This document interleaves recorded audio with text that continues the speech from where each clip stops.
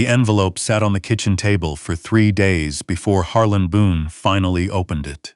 He told himself it was because he was busy. There were fences to check along the east pasture, a water pump that had been rattling since October, and Kodiak, his 7-year-old German shepherd, had been limping on his front left paw since Tuesday.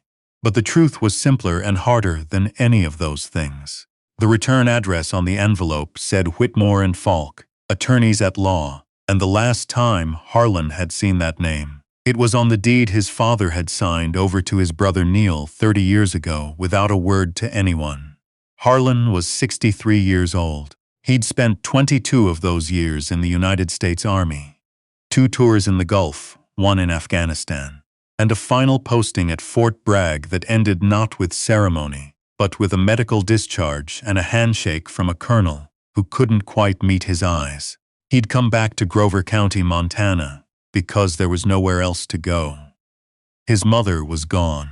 His ex-wife Sharon had remarried a man named Dougie, who sold insurance and coached Little League, and their daughter Paige was 27 now, living in Missoula, calling every other Sunday if she remembered. What he had left was 40 acres of land his grandfather had broken by hand, a house that needed a new roof, and Kodiak. The dog followed him everywhere. That wasn't unusual for a working shepherd, but Kodiak had a particular way of watching Harlan that went beyond training. He'd sit just outside the bathroom door in the mornings. He'd press against Harlan's leg during thunderstorms, not because Kodiak was afraid, but as if he understood that Harlan sometimes was, in ways the old soldier would never say out loud. When Harlan sat on the porch at night, with a glass of water and stared at nothing, Kodiak sat beside him and stared at the same nothing, patient as stone. On the third morning, Harlan poured his coffee, set the mug on the table next to the envelope, and pulled out his pocket knife. Inside was a single sheet of paper and a smaller sealed envelope with his name written on it, in handwriting he recognized before he'd fully processed the recognition. His father's handwriting. Edmund Boone had died 11 months ago in a care facility outside Billings. Harlan had driven up for the funeral, stood at the back of the small chapel, and left before the reception. Neil had been in the front row with his wife, Charlene, and their 3 adult children, all dressed in dark colors that cost more than Harlan's truck. Neil had spotted him across the room after the service. He hadn't waved. Harlan hadn't expected him to. The letter from Whitmore and Falk explained, in the careful language of lawyers, that Edmund Boone had maintained a secondary trust document that had only recently been located during the settlement of the estate. Harlan was named in that document. He was requested to present himself at the offices of Whitmore and Falk in Billings at his earliest convenience to discuss the matter. The smaller envelope, the one in his father's handwriting, he was instructed not to open until he was seated with the attorney. Harlan read the letter twice. Then he folded it along its original creases, set it back on the table, and drank his coffee until it was cold. "What do you think?" he said to Kodiak. The dog lifted his head from his paws and looked at Harlan with amber eyes that held the kind of uncomplicated certainty that Harlan had spent most of his adult life trying to locate inside himself. He called Paige that evening. He wasn't sure why. Maybe just to hear a voice, or maybe because what he was holding felt too large to carry alone in a house this quiet. She picked up on the 4th ring. "Dad? It's not Sunday, I know. I got a letter from a lawyer in Billings." There was a pause. He could hear music in the background, something soft and indistinct. "About Grandpa's estate, seems like? I thought Neil handled all of that. So did I." Another pause. "Are you going?" "Probably. Do you want me to come with you?" He almost said no. He'd been saying no to things for so long it came out reflexively, before he'd even assessed the actual question. But he stopped himself, looked at Kodiak stretched out across the kitchen floor, and said, "If you want to. It's a long drive." "I'll drive," she said. "I'll come Friday." He hadn't expected that either. The offices of Whitmore and Falk were on the 4th floor of a glass building downtown that looked like it had been designed to make people feel smaller than they were. The receptionist offered them water, and smiled with the practiced warmth of someone paid to put people at ease before difficult conversations. The attorney was a woman named Catherine Falk, 50s, silver hair pulled back, reading glasses on a chain around her neck. She stood when they came in and shook both their hands with the grip of someone who'd learned early that people underestimated her. "Mr. Boone, thank you for coming." She gestured to 2 chairs across from her desk. "Miss Boone." "Paige is fine," his daughter said. Catherine Falk sat down, opened a folder, and looked at Harlan with an expression that was careful and direct at once. "Before we begin, I want you to know that I was not the attorney who prepared the original documents. My father was. He passed 4 years ago, and I've been settling his remaining client affairs. I found your father's secondary trust documents in a filing cabinet that hadn't been opened in some time." "How long is some time?" Harlan asked. "The trust was established in 1987. Harlan was quiet. 1987. He'd been 26 years old. He'd been in Germany, his first posting, still figuring out how to be a soldier and not just a scared kid from Montana playing at it. Your father, Catherine Falk continued, divided his estate through 2 separate documents. The primary will, which was executed and settled last year, directed the bulk of the estate, the house in Billings, the investment accounts, and the family land in Cascade County, to your brother Neil." Harlan nodded. He'd known this. Neil had made sure he knew, in that careful, indirect way Neil had, mentioning it in passing at the funeral, the way you might mention the weather, matter of fact and slightly triumphant. "The secondary trust," she said, "was established specifically for you." She slid a document across the desk. Harlan looked at it. The numbers required a moment for his brain to process what his eyes were actually reading. "That's the assessed value," she said, "as of last quarter." Paige made a sound that wasn't quite a word. "I don't understand," Harlan said. His voice came out steadier than he felt. "My father didn't have that kind of—" "He did," Catherine Falk said, "though even he may not have fully understood how much it had grown. He purchased a parcel of land outside of Roundup in 1974, 900 acres of what was then considered low-value grazing land. He paid almost nothing for it. In 1989, a mineral survey found significant coal and natural gas deposits on the eastern portion of the property. He never developed it, never sold it, he just held it for 50 years. For 50 years. She paused. "There are development offers on record going back 20 years. The most recent, submitted 18 months ago, was for $4.3 million per." "How much total?" Harlan said. She told him. The number was so far outside anything that had ever attached itself to Harlan Boone's life that he couldn't feel it yet. It was like being told the distance to a star, technically comprehensible, but not real in any way that reached his body. Paige's hand found his arm. "There's something else," Catherine Falk said. She picked up the sealed envelope that Harlan had carried from Montana without opening. "Would you like to read it now?" He took it from her, turned it over in his hands. The handwriting on the front, his name, in his father's deliberate cursive, looked like something from a dream he hadn't remembered having. He opened it.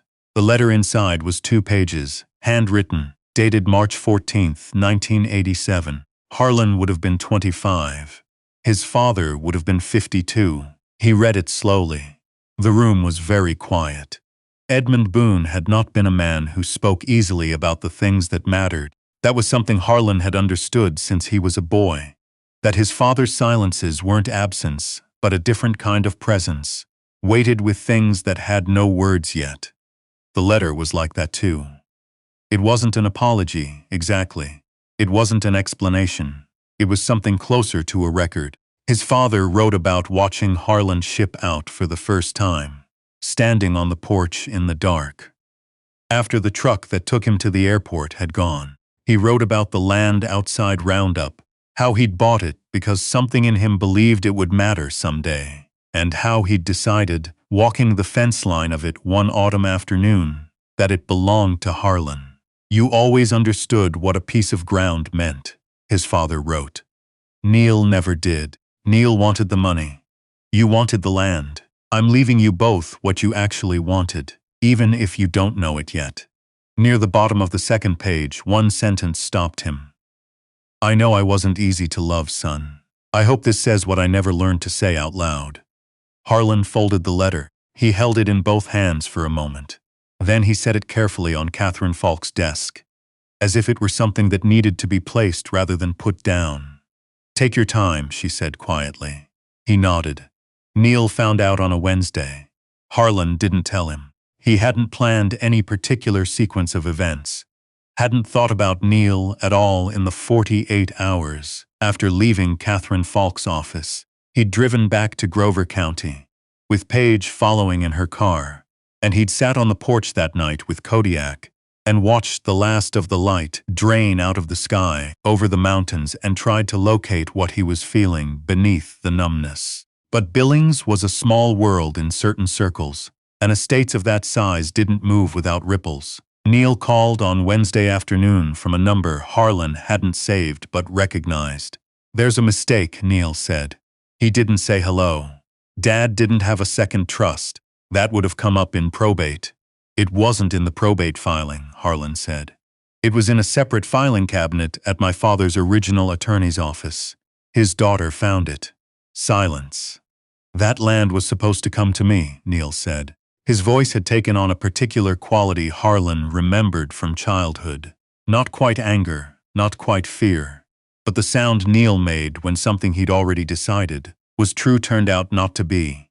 I managed Dad's affairs for 15 years. I drove up there every month. I handled his doctors, his finances, all of it. You didn't do a damn thing. Harlan was quiet for a moment. He was standing at the kitchen window, watching Kodiak nose at something in the grass near the fence line. I was overseas for most of that, Harlan said. You were always overseas. You chose that. I did, Harlan said. Yeah, this isn't right, Harlan. I'll contest it. That's your business. Don't you feel even a little guilty? He was alone up there. I was the one who showed up. Harlan thought about the letter, about the fence line in 1974, and what his father saw when he walked it. He thought about the March night his father had written 2 pages in careful cursive and sealed them in an envelope with Harlan's name on it, and then kept them for 37 years. I think he showed up too, Harlan said, just in a different way. Neil hung up. The legal challenge Neil filed was dismissed 4 months later. The trust documents were valid, the witnesses were on record, and Catherine Falk had 30 years of practice building cases that didn't come apart. Harlan sat in on one hearing, in a wood-paneled room in Billings that smelled like carpet cleaner and old paper, and watched his brother's attorney argue with the careful desperation of a man who knew he was losing. Neil sat at the other table in a gray suit and did not look at Harlan once. What Harlan felt, watching him, was not satisfaction. He'd expected something closer to satisfaction. What he actually felt was something more like grief. For the 2 brothers they might have been. For the father who'd left 2 different kinds of love in 2 different documents, and never explained either one while he was alive to do it. Kodiak had stayed with Paige during the hearing. When Harlan came out of the building into the afternoon light, his daughter was sitting on a bench across the street with the dog's head in her lap. She looked up. Well, she said. It's done, he said. She nodded. Kodiak stood up, tail moving in slow, deliberate sweeps, and walked to Harlan and pressed his nose against his hand. What are you going to do with it? Paige asked. The land. Harlan had thought about this. He'd been thinking about it for 4 months, in the way he thought about things that mattered. Not intensely, but constantly, in the background of everything else, the way a compass needle always finds north without making a production of it. I talked to a guy from the VA, he said. Former Special Forces, runs a nonprofit out of Bozeman. They've been looking for land for years, somewhere to build a working ranch, for veterans coming out of treatment programs. Give them something to do with their hands. Animals, livestock, that kind of work. Paige was quiet. The eastern portion, Harlan said. That's where the mineral rights are. That'll need to be managed properly, leased out carefully. There are people who know how to do that. The income from it could fund the ranch for a long time. And the rest? The rest is 900 acres of Montana, he said. It should be used.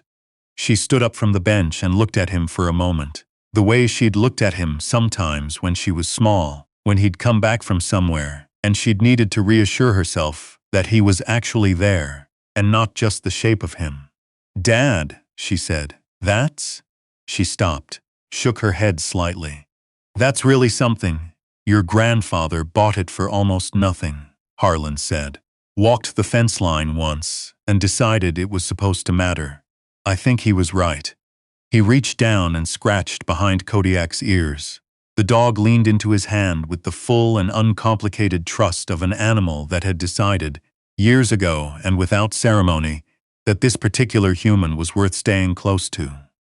The formal transfer took 8 more months. There were surveys, environmental assessments, legal filings in 3 counties, and enough paperwork to wallpaper a moderate-sized building. Paige drove up from Missoula on weekends sometimes, and sat at the kitchen table with Harlan, while he worked through documents with a reading lamp and a highlighter, Kodiak asleep at their feet. She'd started calling on Wednesdays, not just Sundays. He'd noticed, but didn't remark on it, the way you don't remark on rain when you've been dry for a long time. The nonprofit's name was Ridgeline Ranch Initiative. The man who ran it was named Garrett Sims, 51, who walked with a cane from a Fallujah injury, and had a handshake that made Harlan's knuckles ache, and a way of looking at a piece of land that Harlan recognized. The way his father must have looked at that fence line in 1974, seeing not what it was, but what it could hold.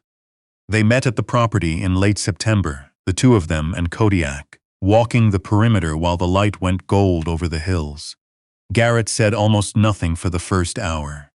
Harlan appreciated that. "This is real ground," Garrett said finally, standing at the high point of the western ridge, where you could see the river valley spread out below. "It is," Harlan said. "The men coming out of our program, they need something that doesn't negotiate with them, something that just asks for the work and gives back what you put in." Garrett looked out at the valley. "This would do that. That's what I figured. Why not keep it for yourself?" Harlan thought about it. The honest answer was complicated and simple at the same time. He'd spent 22 years being useful to something larger than himself, and then he'd come back and spent 15 years being useful to no one, drifting through the days on his 40 acres with his dog and his fence line, and his bad shoulder and his worst nights. What this land represented, what his father had quietly preserved it to represent, was a chance to be useful again in a way that outlasted him. "I'm 63 years old," Harlan said. "I'm not going to ranch 900 acres by myself." Garrett looked at him. "You could come on. We'd need someone who knows the land." Harlan hadn't expected that. He stood with it for a moment, looking out at the same valley Garrett was looking at, the river catching light in the distance. "I'd need to bring my dog," he said. "Obviously," Garrett said. The groundbreaking was in April. Paige came up for it, and so did a handful of journalists from Bozeman and Billings, and a state senator who shook everyone's hand and said the right things in the right order. There was a small crowd, veterans from Garrett's program, some of their families, a few local ranchers who'd heard what was happening and showed up out of curiosity or solidarity or both. Harlan stood at the edge of the gathering with Kodiak at his side and watched Garrett speak. He was not a man built for crowds, had never been, but this felt different from the social obligations he'd spent most of his life awkwardly enduring. This felt like witnessing something that had been a long time becoming itself. A woman named Adeline, one of the program graduates, 38 years old, 2 years out of the Army, who'd been working Garrett's Bozeman property and learning to handle horses, came and stood next to him at the edge of the crowd. She'd been introduced to him at the planning meetings, quiet and capable, in the way that military service either breaks or builds, and she'd told him once, matter-of-factly, that she'd lost 3 years to drinking after she got out, and that the ranch work had given her back whatever it was that drinking had taken. "You nervous?" she said. "Little bit," he said. "Me too." She looked out at the land. Different kind of nervous than before, though. Before it was always, something bad was coming. This is nervous because something good might actually work out. Harlan nodded. He understood that distinction precisely. Kodiak pressed against his leg, warm and solid and present, the way he always was. The night after the groundbreaking, Harlan sat on the porch of his house in Grover County. The house that still needed a new roof, that he was still fixing incrementally, season by season, and held his father's letter. He'd read it many times now. Some lines had become familiar in the way that lines from old songs become familiar. Not something you analyze anymore, but something you simply carry. I know I wasn't easy to love, son. I hope this says what I never learned to say out loud. He thought about Neil, who was living in Billings in the house their father had left him, managing the investment accounts, building the particular kind of life Neil had always built. Ordered, acquisition-oriented, correct in all the ways that showed and hollow in the ways that didn't. He didn't hate Neil. He didn't have the energy for it. And more than that, he'd spent enough time in enough places, watching enough people carry hatred like a pack they couldn't set down to want any part of that for his own remaining years. What he felt for Neil was something closer to pity. And for his father, complicated, difficult, silent Edmund Boone, who had walked a fence line in the autumn of 1974 and made a private decision that took almost 50 years to reach his son. What he felt was harder to name. Not forgiveness exactly, because Harlan wasn't sure what there was to forgive. More like recognition. Like seeing someone clearly, maybe for the first time, across a distance that no longer needed to be closed. He folded the letter, set it on the arm of the chair, looked out at his 40 acres going dark under the Montana sky. Kodiak put his head on Harlan's knee. "Good boy," Harlan said.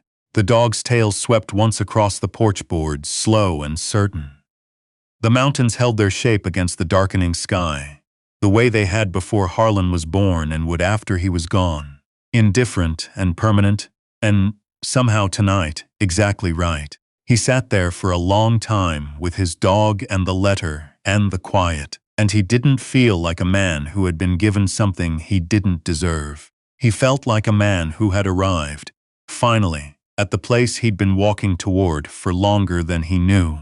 Not because the money had made him whole, but because his father, in the only language he'd ever really spoken, had reached across 37 years of silence and told him that he'd been seen. That was the thing Harlan Boone had needed more than 900 acres. It was just that the land came with it.